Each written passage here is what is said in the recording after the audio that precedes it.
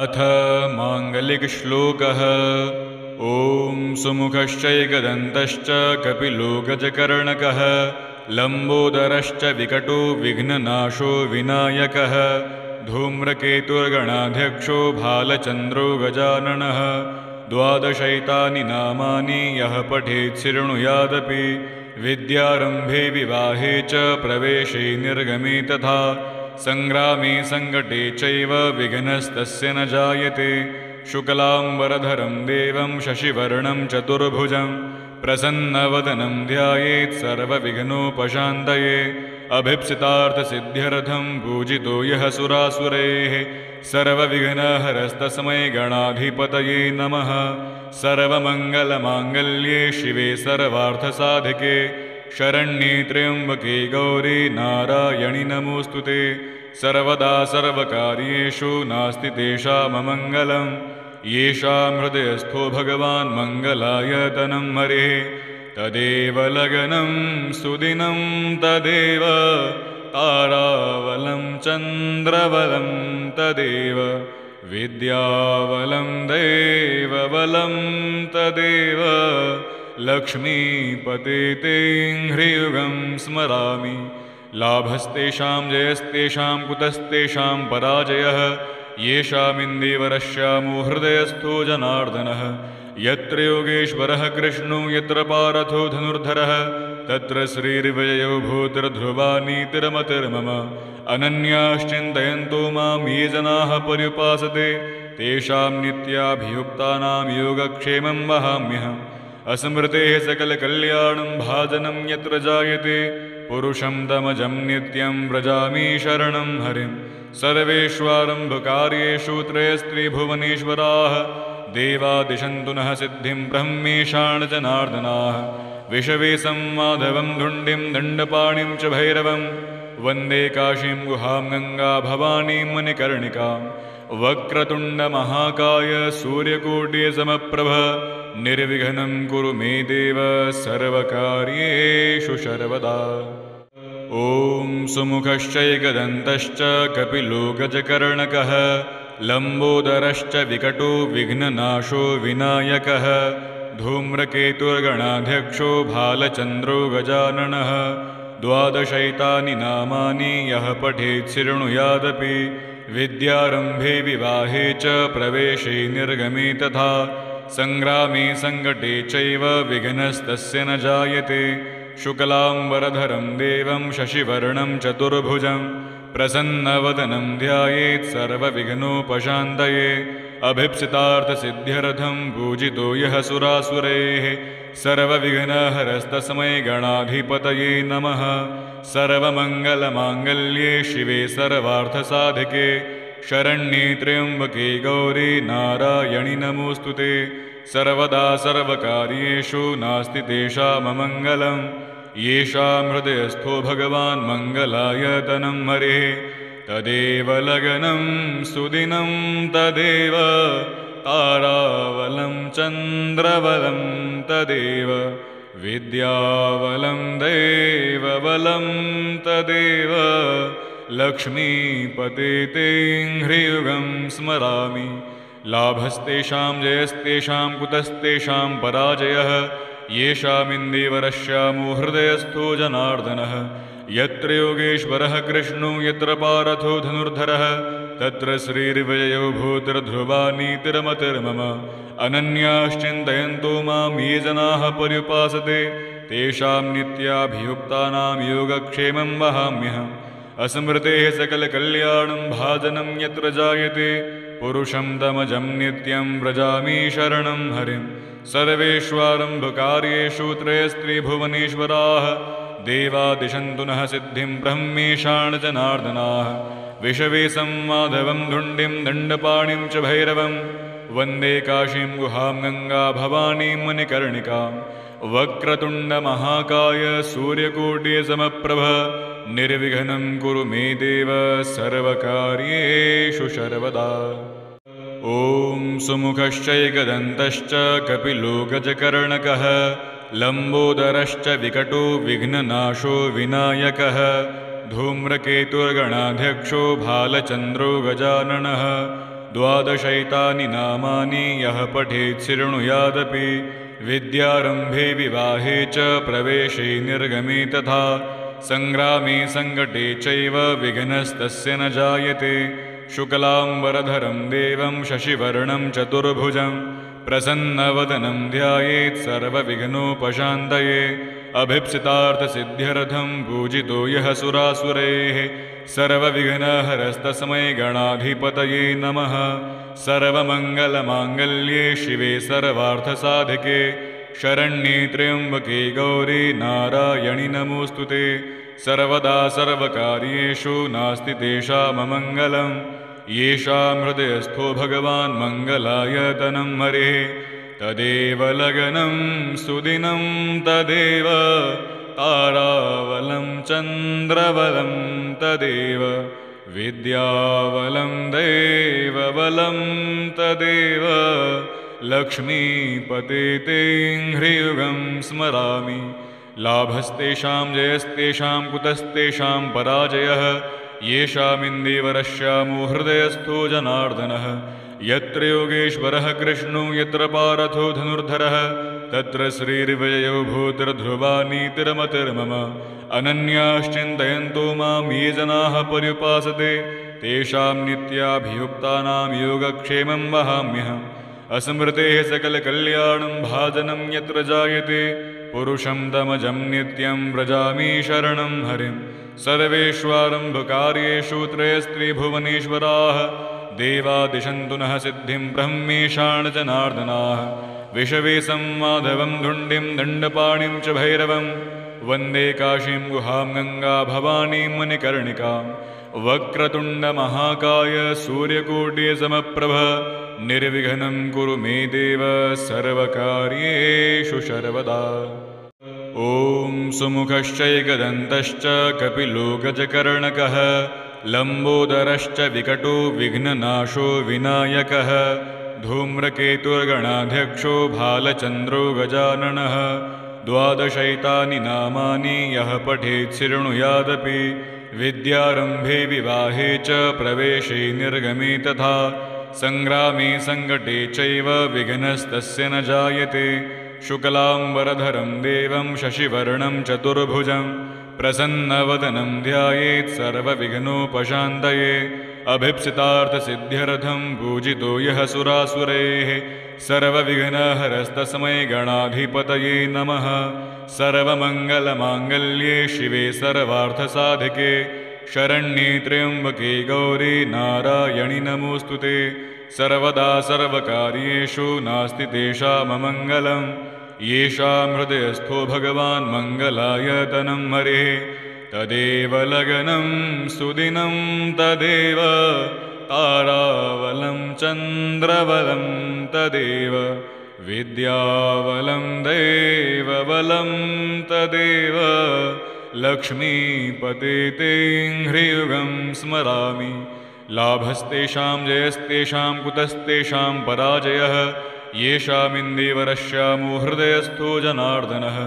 यत्र योगेश्वरः कृष्णो यत्र पार्थो धनुर्धरः तत्र श्रीर्विजयो भूतिर्ध्रुवा नीतिर्मतिर्मम। अनन्याश्चिन्तयन्तो मां ये जनाः पर्युपासते तेषां नित्याभियुक्तानां योगक्षेमं वहाम्यहम्। अस्मृतेः सकलकल्याणं भाजनं यत्र जायते पुरुषं तमजं नित्यं व्रजामि शरणं हरिं। सर्वेष्वारम्भकार्येषु त्रयस्त्रिभुवनेश्वराः देवादिशन्तु नः सिद्धिं ब्रह्मेशान् जनार्दनाः। विषवेशं माधवं धुण्डिं दण्डपाणिं च भैरवं वन्दे काशीं गुहां गङ्गा भवानीं मणिकर्णिकां। वक्रतुण्डमहाकाय सूर्यकोटिसमप्रभ निर्विघ्नं कुरु मे देव सर्वकार्येषु सर्वदा। ॐ सुमुखश्चैकदन्तश्च कपिलो गजकर्णकः लम्बोदरश्च विकटो विघ्ननाशो विनायकः धूम्रकेतुर्गणाध्यक्षो भालचन्द्रो गजाननः। द्वादशैतानि नामानि यः पठेत् शृणुयादपि विद्यारम्भे विवाहे च प्रवेशे निर्गमे तथा सङ्ग्रामे सङ्कटे चैव विघ्नस्तस्य न जायते शुक्लाम्बरधरं देवं शशिवर्णं चतुर्भुजं प्रसन्नवदनं ध्यायेत् सर्वविघ्नोपशान्तये अभीप्सितार्थसिद्ध्यर्थं पूजितो यः सुरासुरैः सर्वविघ्नहरस्तस्मै गणाधिपतये नमः। सर्वमङ्गलमाङ्गल्ये शिवे सर्वार्थसाधिके शरण्ये त्र्यम्बके गौरी नारायणि नमोऽस्तुते। सर्वदा सर्वकार्येषु नास्ति तेषाममङ्गलम् येषां हृदयस्थो भगवान् मङ्गलायतनं हरेः तदेव लगनं सुदिनं तदेव तारावलं चन्द्रवलं तदेव विद्यावलं दैवबलं तदेव लक्ष्मीपते ते ह्रियुगं स्मरामि। लाभस्तेषां जयस्तेषां कुतस्तेषां पराजयः येषामिन्दीवरश्यामो हृदयस्थो जनार्दनः। यत्र योगेश्वरः कृष्णो यत्र पार्थो धनुर्धरः तत्र श्रीर्विजयो भूतिर्ध्रुवा नीतिर्मतिर्मम। अनन्याश्चिन्तयन्तो मां ये जनाः पर्युपासते तेषां नित्याभियुक्तानां योगक्षेमं वहाम्यहम्। अस्मृतेः सकलकल्याणं भाजनं यत्र जायते पुरुषं तमजं नित्यं व्रजामि शरणं हरिम्। सर्वेष्वारम्भकार्येषु त्रयस्त्रिभुवनेश्वराः देवादिशन्तु नः सिद्धिं ब्रह्मेशान् जनार्दनाः। विषवेशं माधवं धुण्डिं दण्डपाणिं च भैरवं वन्दे काशीं गुहां गङ्गा भवानीं मणिकर्णिकां। वक्रतुण्डमहाकाय सूर्यकोटिसमप्रभ निर्विघ्नं कुरु मे देव सर्वकार्येषु सर्वदा। ॐ सुमुखश्चैकदन्तश्च कपिलो गजकर्णकः लम्बोदरश्च विकटो विघ्ननाशो विनायकः धूम्रकेतुर्गणाध्यक्षो भालचन्द्रो गजाननः। द्वादशैतानि नामानि यः पठेत् शृणुयादपि विद्यारम्भे विवाहे च प्रवेशे निर्गमे तथा सङ्ग्रामे सङ्कटे चैव विघ्नस्तस्य न जायते। शुक्लाम्बरधरं देवं शशिवर्णं चतुर्भुजं प्रसन्नवदनं ध्यायेत् सर्वविघ्नोपशान्तये अभीप्सितार्थसिद्ध्यर्थं पूजितो यः सुरासुरैः सर्वविघ्नहरस्तस्मै गणाधिपतये नमः। सर्वमङ्गलमाङ्गल्ये शिवे सर्वार्थसाधिके शरण्ये त्र्यम्बके गौरी नारायणि नमोऽस्तुते। सर्वदा सर्वकार्येषु नास्ति तेषाममङ्गलम् येषां हृदयस्थो भगवान् मङ्गलायतनं हरेः तदेव लगनं सुदिनं तदेव तारावलं चन्द्रवलं तदेव विद्यावलं दैवबलं तदेव लक्ष्मीपते ते ह्रियुगं स्मरामि। लाभस्तेषां जयस्तेषां कुतस्तेषां पराजयः येषामिन्दीवरश्यामो हृदयस्थो जनार्दनः। यत्र योगेश्वरः कृष्णो यत्र पार्थो धनुर्धरः तत्र श्रीर्विजयो भूतिर्ध्रुवा नीतिर्मतिर्मम। अनन्याश्चिन्तयन्तो मां ये जनाः पर्युपासते तेषां नित्याभियुक्तानां योगक्षेमं वहाम्यहम्। अस्मृतेः सकलकल्याणं भाजनं यत्र जायते पुरुषं तमजं नित्यं व्रजामि शरणं हरिम्। सर्वेष्वारम्भकार्येषु त्रयस्त्रिभुवनेश्वराः देवादिशन्तु नः सिद्धिं ब्रह्मेशान् जनार्दनाः। विषवेशं माधवं धुण्डिं दण्डपाणिं च भैरवं वन्दे काशीं गुहां गङ्गा भवानीं मणिकर्णिकां। वक्रतुण्डमहाकाय सूर्यकोटिसमप्रभ निर्विघ्नं कुरु मे देव सर्वकार्येषु सर्वदा। ॐ सुमुखश्चैकदन्तश्च कपिलो गजकर्णकः लम्बोदरश्च विकटो विघ्ननाशो विनायकः धूम्रकेतुर्गणाध्यक्षो भालचन्द्रो गजाननः। द्वादशैतानि नामानि यः पठेत् शृणुयादपि विद्यारम्भे विवाहे च प्रवेशे निर्गमे तथा सङ्ग्रामे सङ्कटे चैव विघ्नस्तस्य न जायते। शुक्लाम्बरधरं देवं शशिवर्णं चतुर्भुजं प्रसन्नवदनं ध्यायेत् सर्वविघ्नोपशान्तये अभीप्सितार्थसिद्ध्यर्थं पूजितो यः सुरासुरैः सर्वविघ्नहरस्तस्मै गणाधिपतये नमः। सर्वमङ्गलमाङ्गल्ये शिवे सर्वार्थसाधिके शरण्ये त्र्यम्बके गौरी नारायणि नमोऽस्तुते। सर्वदा सर्वकार्येषु नास्ति तेषाममङ्गलं। येषां हृदयस्थो भगवान् मङ्गलायतनं हरेः। तदेव लग्नं सुदिनं तदेव तारावलं चन्द्रवलं तदेव विद्यावलं देवबलं तदेव लक्ष्मीपते ते ह्रियुगं स्मरामि। लाभस्तेषां जयस्तेषां कुतस्तेषां पराजयः। येषामिन्दीवरश्यामो हृदयस्थो जनार्दनः। यत्र योगेश्वरः कृष्णो यत्र पार्थो धनुर्धरः तत्र श्रीर्विजयो भूतिर्ध्रुवा नीतिर्मतिर्मम। अनन्याश्चिन्तयन्तो मां ये जनाः पर्युपासते तेषां नित्याभियुक्तानां योगक्षेमं वहाम्यहम्। अस्मृतेः सकलकल्याणं भाजनं यत्र जायते पुरुषं तमजं नित्यं व्रजामि शरणं हरिं। सर्वेष्वारम्भकार्येषु त्रयस्त्रिभुवनेश्वराः देवादिशन्तु नः सिद्धिं ब्रह्मेशान् जनार्दनाः। विषवेशं माधवं धुण्डिं दण्डपाणिं च भैरवं वन्दे काशीं गुहां गङ्गा भवानीं मणिकर्णिकां। वक्रतुण्डमहाकाय सूर्यकोटिसमप्रभ निर्विघ्नं कुरु मे देव सर्वकार्येषु सर्वदा। ॐ सुमुखश्चैकदन्तश्च कपिलो गजकर्णकः लम्बोदरश्च विकटो विघ्ननाशो विनायकः धूम्रकेतुर्गणाध्यक्षो भालचन्द्रो गजाननः। द्वादशैतानि नामानि यः पठेत् शृणुयादपि विद्यारम्भे विवाहे च प्रवेशे निर्गमे तथा सङ्ग्रामे सङ्कटे चैव विघ्नस्तस्य न जायते। शुक्लाम्बरधरं देवं शशिवर्णं चतुर्भुजं प्रसन्नवदनं ध्यायेत् सर्वविघ्नोपशान्तये। अभीप्सितार्थसिद्ध्यर्थं पूजितो यः सुरासुरैः सर्वविघ्नहरस्तस्मै गणाधिपतये नमः। सर्वमङ्गलमाङ्गल्ये शिवे सर्वार्थसाधिके शरण्ये त्र्यम्बके गौरी नारायणि नमोऽस्तुते। सर्वदा सर्वकार्येषु नास्ति तेषाममङ्गलं। येषां हृदयस्थो भगवान् मङ्गलायतनं हरेः। तदेव लग्नं सुदिनं तदेव तारावलं चन्द्रवलं तदेव विद्यावलं देवबलं तदेव लक्ष्मीपते ते ह्रियुगं स्मरामि। लाभस्तेषां जयस्तेषां कुतस्तेषां पराजयः। येषामिन्दीवरश्यामो हृदयस्थो जनार्दनः। यत्र योगेश्वरः कृष्णो यत्र पार्थो धनुर्धरः तत्र श्रीर्विजयो भूतिर्ध्रुवा नीतिर्मतिर्मम। अनन्याश्चिन्तयन्तो मां ये जनाः पर्युपासते तेषां नित्याभियुक्तानां योगक्षेमं वहाम्यहम्। अस्मृतेः सकलकल्याणं भाजनं यत्र जायते पुरुषं तमजं नित्यं व्रजामि शरणं हरिं। सर्वेष्वारम्भकार्येषु त्रयस्त्रिभुवनेश्वराः देवादिशन्तु नः सिद्धिं ब्रह्मेशान् जनार्दनाः।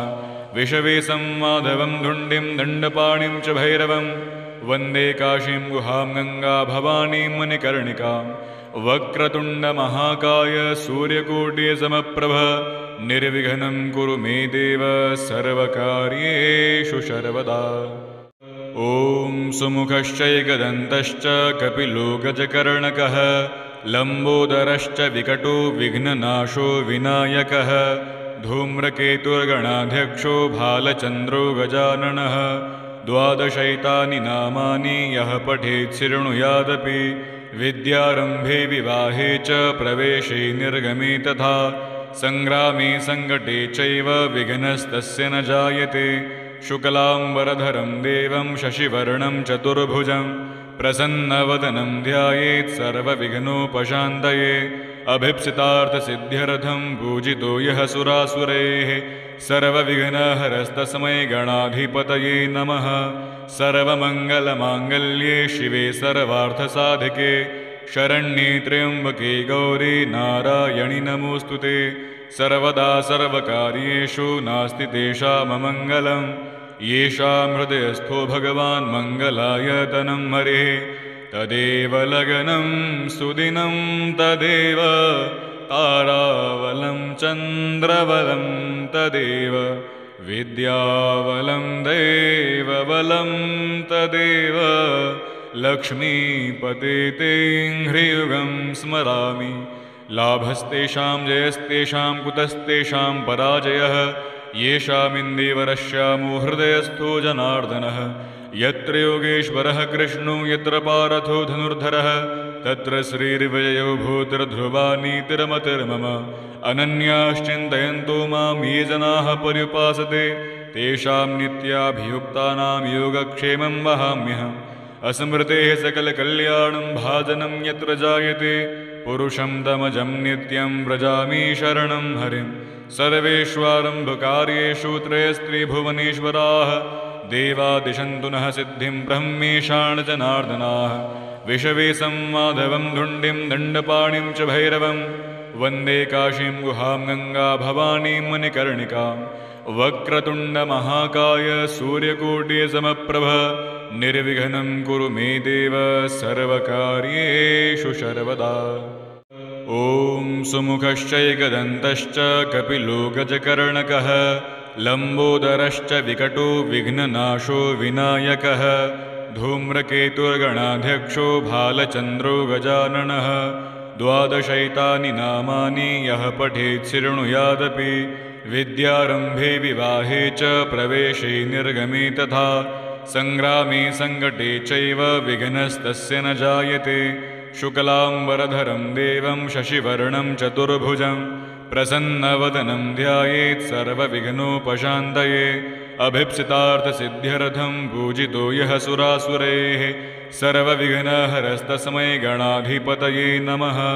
सर्वमङ्गलमाङ्गल्ये शिवे सर्वार्थसाधिके शरण्ये त्र्यम्बके गौरी नारायणि नमोऽस्तुते सर्वदा सर्वकार्येषु नास्ति तेषाममङ्गलम् येषां हृदयस्थो भगवान् मङ्गलायतनं हरिः तदेव लग्नं सुदिनं तदेव तारावलं चन्द्रवलं तदेव विद्यावलं देवबलं तदेव लक्ष्मीपते ते ह्रियुगं स्मरामि लाभस्तेषां जयस्तेषां कुतस्तेषां पराजयः येषामिन्दीवरश्यामो हृदयस्थो जनार्दनः यत्र योगेश्वरः कृष्णो यत्र पार्थो धनुर्धरः तत्र श्रीर्विजयो भूतिर्ध्रुवा नीतिर्मतिर्मम अनन्याश्चिन्तयन्तो मां ये जनाः पर्युपासते तेषां नित्याभियुक्तानां योगक्षेमं वहाम्यहम्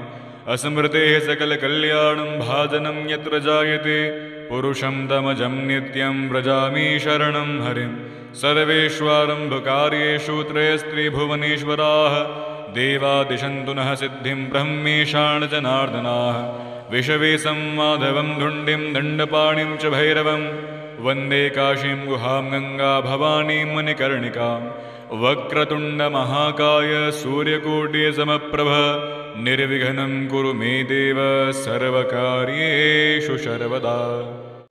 ॐ सुमुखश्चैकदन्तश्च कपिलो गजकर्णकः लम्बोदरश्च विकटो विघ्ननाशो विनायकः धूम्रकेतुर्गणाध्यक्षो भालचन्द्रो गजाननः द्वादशैतानि नामानि यः पठेत् शृणुयादपि विद्यारम्भे विवाहे च प्रवेशे निर्गमे तथा सङ्ग्रामे सङ्कटे चैव विघ्नस्तस्य न जायते शुक्लाम्बरधरं देवं शशिवर्णं चतुर्भुजं प्रसन्नवदनं ध्यायेत् सर्वविघ्नोपशान्तये अभीप्सितार्थसिद्ध्यर्थं पूजितो यः सुरासुरैः सर्वविघ्नहरस्तस्मै गणाधिपतये नमः।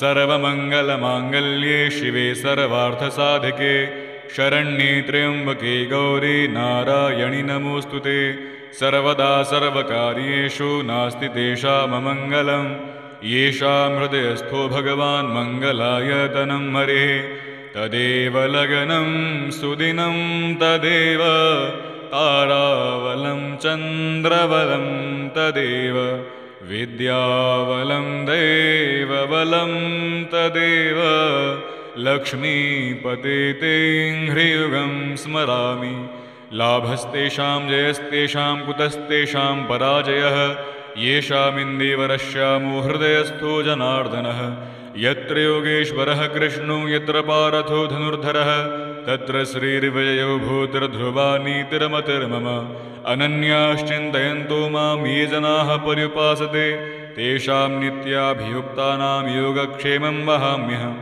अस्मृतेः सकलकल्याणं भाजनं यत्र जायते पुरुषं तमजं नित्यं व्रजामि शरणं हरिं सर्वेष्वारम्भकार्येषु त्रयस्त्रिभुवनेश्वराः देवादिशन्तु नः सिद्धिं ब्रह्मेशान् जनार्दनाः विषवेशं माधवं धुण्डिं दण्डपाणिं च भैरवं वन्दे काशीं गुहां गङ्गा भवानीं मणिकर्णिकां वक्रतुण्डमहाकाय सूर्यकोटिसमप्रभ निर्विघ्नं कुरु मे देव सर्वकार्येषु सर्वदा।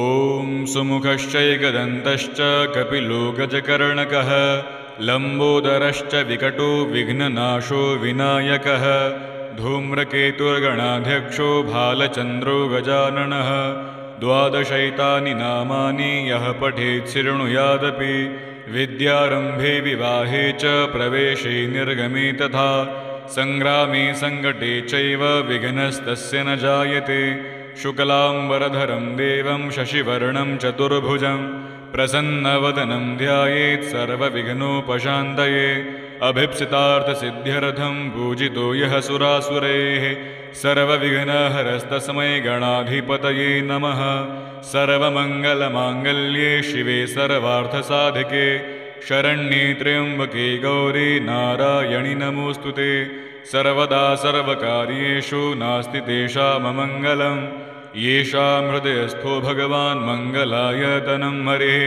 तदेव लगनं सुदिनं तदेव तारावलं चन्द्रवलं तदेव विद्यावलं दैवबलं तदेव लक्ष्मीपते ते ह्रियुगं स्मरामि लाभस्तेषां जयस्तेषां कुतस्तेषां पराजयः येषामिन्दीवरश्यामो हृदयस्थो जनार्दनः यत्र योगेश्वरः कृष्णो यत्र पार्थो धनुर्धरः तत्र श्रीर्विजयो भूतिर्ध्रुवा नीतिर्मतिर्मम अनन्याश्चिन्तयन्तो मां ये जनाः पर्युपासते तेषां नित्याभियुक्तानां योगक्षेमं वहाम्यहम् अस्मृतेः सकलकल्याणं भाजनं यत्र जायते पुरुषं तमजं नित्यं व्रजामि शरणं हरिं सर्वेष्वारम्भकार्येषु त्रयस्त्रिभुवनेश्वराः देवादिशन्तु नः सिद्धिं ब्रह्मेशान् जनार्दनाः विषवेशं माधवं धुण्डिं दण्डपाणिं च भैरवं वन्दे काशीं गुहां गङ्गा भवानीं मणिकर्णिकां वक्रतुण्डमहाकाय सूर्यकोटिसमप्रभ निर्विघ्नं कुरु मे देव सर्वकार्येषु सर्वदा।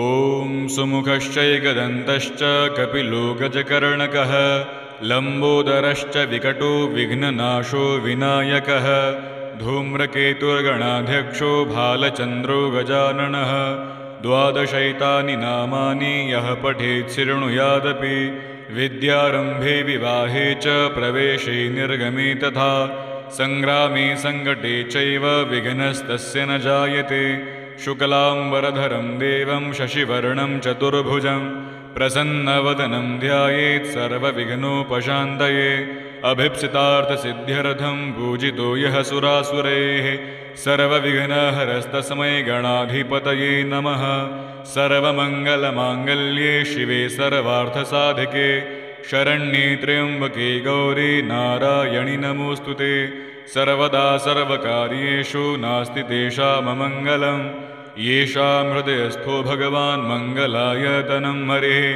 तदेव लगनं सुदिनं तदेव तारावलं चन्द्रवलं तदेव विद्यावलं दैवबलं तदेव लक्ष्मीपते ते ह्रियुगं स्मरामि लाभस्तेषां जयस्तेषां कुतस्तेषां पराजयः येषामिन्दीवरश्यामो हृदयस्थो जनार्दनः यत्र योगेश्वरः कृष्णो यत्र पार्थो धनुर्धरः तत्र श्रीर्विजयो भूतिर्ध्रुवा नीतिर्मतिर्मम अनन्याश्चिन्तयन्तो मां ये जनाः पर्युपासते तेषां नित्याभियुक्तानां योगक्षेमं वहाम्यहम् अस्मृतेः सकलकल्याणं भाजनं यत्र जायते पुरुषं तमजं नित्यं व्रजामि शरणं हरिं सर्वेष्वारम्भकार्येषु त्रयस्त्रिभुवनेश्वराः देवा दिशन्तु नः सिद्धिं ब्रह्मेशान् जनार्दनाः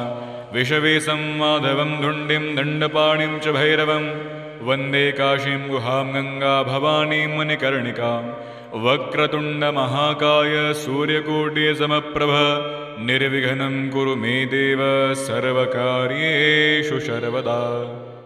ॐ सुमुखश्चैकदन्तश्च कपिलो गजकर्णकः लम्बोदरश्च विकटो विघ्ननाशो विनायकः धूम्रकेतुर्गणाध्यक्षो भालचन्द्रो गजाननः द्वादशैतानि नामानि यः पठेत् शृणुयादपि विद्यारम्भे विवाहे च प्रवेशे निर्गमे तथा सङ्ग्रामे सङ्कटे चैव विघ्नस्तस्य न जायते शुक्लाम्बरधरं देवं शशिवर्णं चतुर्भुजं प्रसन्नवदनं ध्यायेत् सर्वविघ्नोपशान्तये अभीप्सितार्थसिद्ध्यर्थं पूजितो यः सुरासुरैः सर्वविघ्नहरस्तस्मै गणाधिपतये नमः सर्वमङ्गलमाङ्गल्ये शिवे सर्वार्थसाधिके शरण्ये त्र्यम्बके गौरी नारायणि नमोऽस्तुते सर्वदा सर्वकार्येषु नास्ति तेषाममङ्गलं येषां हृदयस्थो भगवान् मङ्गलायतनं हरेः तदेव लगनं सुदिनं तदेव तारावलं चन्द्रवलं तदेव विद्यावलं दैवबलं तदेव लक्ष्मीपते तें ह्रियुगं स्मरामि लाभस्तेषां जयस्तेषां कुतस्तेषां पराजयः येषामिन्दीवरश्यामो हृदयस्थो जनार्दनः यत्र योगेश्वरः कृष्णो यत्र पार्थो धनुर्धरः तत्र श्रीर्विजयो भूतिर्ध्रुवा नीतिर्मतिर्मम अनन्याश्चिन्तयन्तो मां ये जनाः पर्युपासते तेषां नित्याभियुक्तानां योगक्षेमं वहाम्यहम् अस्मृतेः सकलकल्याणं भाजनं यत्र जायते पुरुषं तमजं नित्यं व्रजामि शरणं हरिं सर्वेष्वारम्भकार्येषु त्रयस्त्रिभुवनेश्वराः देवा दिशन्तु नः सिद्धिं ब्रह्मेशान् जनार्दनाः विषवे संमाधवं धुण्डिं दण्डपाणिं च भैरवं वन्दे काशीं गुहां गङ्गा भवानीं मणिकर्णिकां वक्रतुण्डमहाकाय सूर्यकोटिसमप्रभ निर्विघ्नं कुरु मे देव सर्वकार्येषु सर्वदा। ॐ सुमुखश्चैकदन्तश्च कपिलो गजकर्णकः लम्बोदरश्च विकटो विघ्ननाशो विनायकः धूम्रकेतुर्गणाध्यक्षो भालचन्द्रो गजाननः द्वादशैतानि नामानि यः पठेत् शृणुयादपि विद्यारम्भे विवाहे च प्रवेशे निर्गमे तथा सङ्ग्रामे सङ्कटे चैव विघ्नस्तस्य न जायते शुक्लाम्बरधरं देवं शशिवर्णं चतुर्भुजं प्रसन्नवदनं ध्यायेत् सर्वविघ्नोपशान्तये अभीप्सितार्थसिद्ध्यर्थं पूजितो यः सुरासुरैः सर्वविघ्नहरस्तस्मै गणाधिपतये नमः सर्वमङ्गलमाङ्गल्ये शिवे सर्वार्थसाधिके शरण्ये त्र्यम्बके गौरी नारायणि नमोऽस्तुते सर्वदा सर्वकार्येषु नास्ति तेषाममङ्गलं येषां हृदयस्थो भगवान् मङ्गलायतनं हरेः तदेव लगनं सुदिनं तदेव तारावलं चन्द्रवलं तदेव विद्यावलं दैवबलं तदेव लक्ष्मीपते तें ह्रियुगं स्मरामि लाभस्तेषां जयस्तेषां कुतस्तेषां पराजयः येषामिन्दीवरश्यामो हृदयस्थो जनार्दनः यत्र योगेश्वरः कृष्णो यत्र पार्थो धनुर्धरः तत्र श्रीर्विजयो भूतिर्ध्रुवा नीतिर्मतिर्मम अनन्याश्चिन्तयन्तो मां ये जनाः पर्युपासते तेषां नित्याभियुक्तानां योगक्षेमं वहाम्यहम् अस्मृतेः सकलकल्याणं भाजनं यत्र जायते पुरुषं तमजं नित्यं व्रजामि शरणं हरिं सर्वेष्वारम्भकार्येषु त्रयस्त्रिभुवनेश्वराः देवादिशन्तु नः सिद्धिं ब्रह्मेशान् जनार्दनाः विषवेशं माधवं धुण्डिं दण्डपाणिं च भैरवं वन्दे काशीं गुहां गङ्गा भवानीं मणिकर्णिकां वक्रतुण्डमहाकाय सूर्यकोटिसमप्रभ निर्विघ्नं कुरु मे देव सर्वकार्येषु सर्वदा।